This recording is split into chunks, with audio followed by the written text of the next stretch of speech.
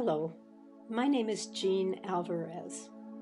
About 15 years ago, I had breast cancer and spent 9 months in treatment. As any cancer survivor will tell you, it was a challenging experience, but on the other hand, I'm a pretty positive person, and so I went through that whole time with my eyes set on the end of treatment, when my hair would grow back and food would begin to taste good again and my life would return to normal. Well, a few months after my last chemo treatment, I began to realize that things weren't getting better. In fact, in lots of ways, I was worse. For example, after a lifetime of sleeping easily and for long hours, I suddenly had severe insomnia. It would take me several hours to fall asleep, and then if I woke up during the night, it would take me several more hours to fall back to sleep. Probably because of that, fatigue began to feel like it would never end. I had cognitive problems that became just undeniable. I was working as a consultant to not-for-profit organizations, and I started to be afraid that I would have to stop working. And finally, the big blast of depression that many of us experience as treatment ends had settled in as a long-term, low-grade depression. I continued to talk with my oncologist and other physicians, and they were all wonderful and supportive and tried several medications they thought might help.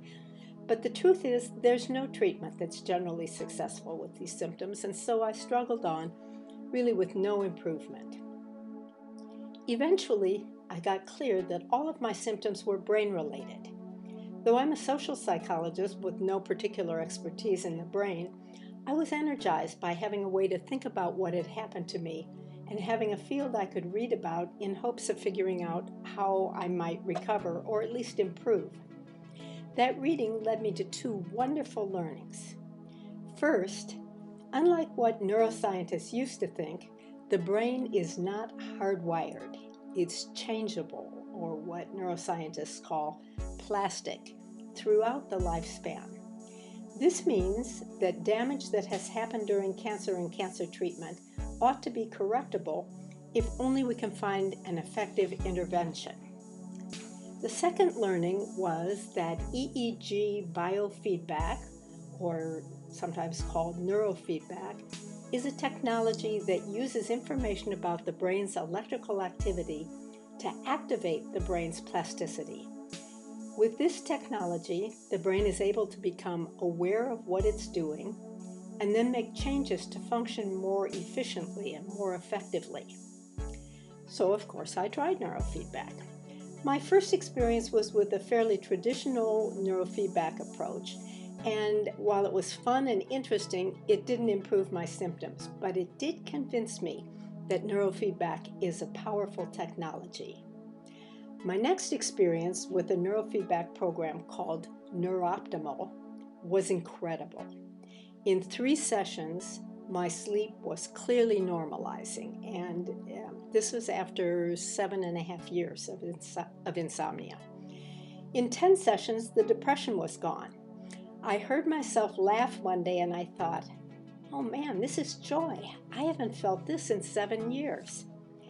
And with the changes in sleep and mood, my fatigue began to improve. And more slowly, but unquestionably, my cognitive function was getting better. As you can imagine, I was ecstatic and relieved to feel confident in my work again. But I come from a family of scientists, and I found that I couldn't be comfortable just going back to life as usual.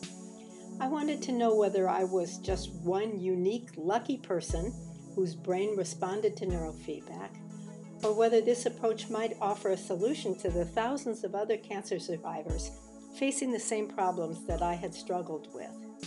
So I purchased my own equipment and with some colleagues designed a study on 23 breast cancer survivors experiencing chemobrain symptoms following treatment. We measured cognitive impairment, fatigue, sleep impairment, and emotional distress, particularly anxiety and depression. So here's a quick summary. Before neurofeedback, the participants showed serious dysfunction on all measures compared with the normal population. But after 20 sessions with Neurofeedback, Our participants were similar to the normal population on any of the sleep measures, the emotional measures, the fatigue measure, and 3 of the 4 cognitive testing scales that we measured. I was excited about these results. To the best of my knowledge, neurofeedback is the only restorative intervention, that is, an approach that actually corrects what has gone wrong in the brain, restoring it to its precancer level of functioning. I know firsthand what it's like to expect a return to normal once your treatment is over, and I know how terrible it is when that doesn't happen.